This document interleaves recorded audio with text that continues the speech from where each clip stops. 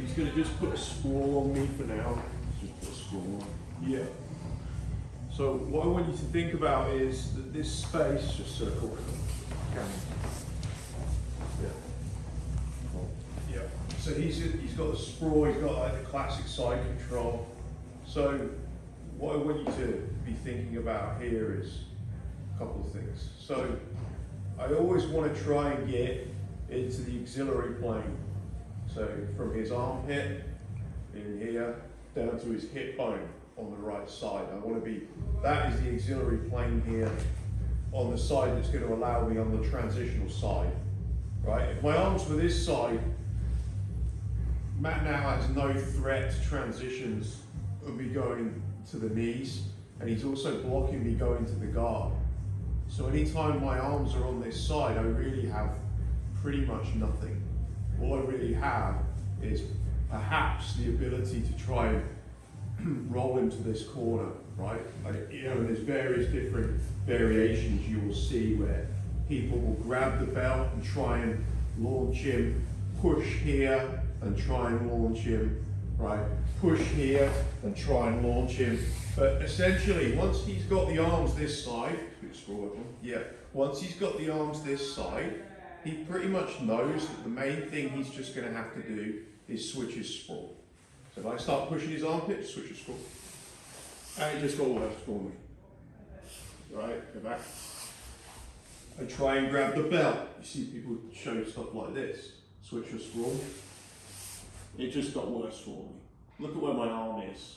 I'm basically in an Americana with the elbow on the outside of the body, right?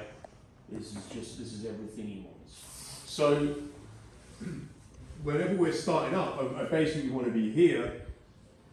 Even better for me would be to get at least one of my arms actually through here. And the better one when it's this way is going to be this one. Okay, that's the arm that I want. Right? This is the arm that I want. Because now, depending upon which way I go, which way I point my thumb, my arm is pretty much inside of his now. There are things he can do. Mainly there's one submission, main submission, which is the paper cutter. But the idea is going to be now that having got my arm into this auxiliary plane, whichever way it feels like I can, whichever shoulder is more free, I can start to move, right? So if I feel like at the moment his weight's in his hip, right, I can start coming this way. And I'm starting to get out, right? My legs are a little bit high there. I want to try and stay low if I can. But that's the basic idea of it, is I want to get my space in there and feel which shoulder is connected, right? So if his weight is on this side, I want to try and go with where his weight. So if his weight's this side, you're just going to feel you want to go this way with the arm posture. So I'm doing my Americana. I could potentially grab the belt to make it easier. If there's no belt, I can't. But the basic gist is just going to be this. And I'm now getting to my side, and I'm in a position where I could be up on my knees. Yeah? So this is infinitely better. If I feel on it that when I work the arm, so I'm here, and I'm looking to get my arm into this gap, ideally get two, right? So this time his weight is definitely high, it feels a bit higher, and he can put more weight this way. So if I feel he's putting more weight this way, right, and maybe starts trying to put his elbow on my head, and all this is going to be things that are putting weight up on my left shoulder. So now look where his hip is. His hip is heavy on this way. There's no way I'm going to get that arm out, right? So my chin wants to be tucked from the beginning to this shoulder, and now I'm just going to start doing this to him. And I'm basically doing this. How this exactly finishes, he pivots on his head. If I end up coming back where whatever, doesn't really matter. But the point is I'm putting this frame in. The only really two ways to hold my arm.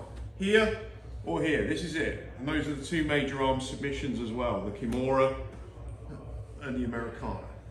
Elbow, shoulder lock, right? But it's inside my silhouette, and because I have an underhook, I'm building a frame in a place he can't attack for any submissions. You have to turn his entire body, right? So we're just going to start there. I'm just going to try and work at least one arm in, preferably two. Chin is on the shoulder, and then we're just looking to work our pendulum and build frames as we. So You know, I can be building frames this way and building frames this way, but we're penduluming and we're building our frame. And by building the frame, it means you usually can't move backwards very effectively, right? Which is what he wants to do. He wants to put weight back on these. But when I go from, like, he can lay on my wrist quite easily here, but the minute I do this or I do that, it's generally quite hard for him to put his weight back because these frames are holding him in place while I get my pendulum going. Depending on which way my thumb is pointing, depends on which way I'm gonna go. Yeah? So grab a partner, do like 3 for 3. Personal top is in a sprawl. For now, like we showed. Let's give it a go.